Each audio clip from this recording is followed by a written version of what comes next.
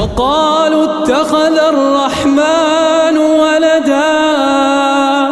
لقد جئتم شيئا إدا تكاد السماوات يتفطرن منه وتنشق الأرض وتخر الجبال هدا أن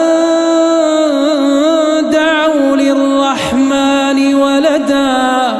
وما ينبغي للرحمن أن يتخذ ولدا إن كل من في السماوات والأرض إلا آتي الرحمن عبدا.